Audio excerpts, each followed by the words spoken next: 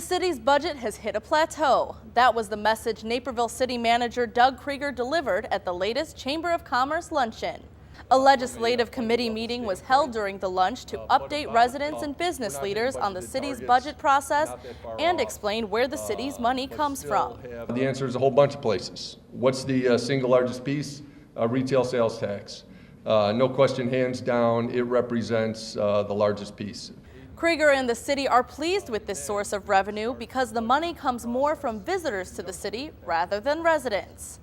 Despite the growth in the primary revenue streams, the city still faces a potential $12.7 million budget gap, part of which could be abated by a proposed 7% increase in the city's portion of property taxes. Obviously, the housing market took a big hit during the recession.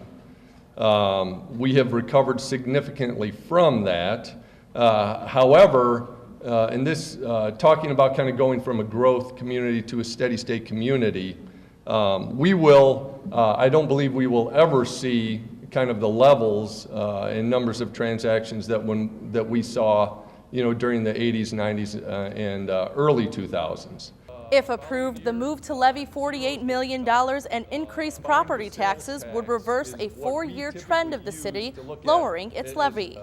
Ending the meeting on a high note, Krieger mentioned the largest year-over-year growth in revenue related to services.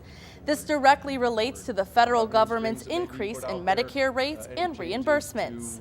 The next Chamber Luncheon will take place on November 24th.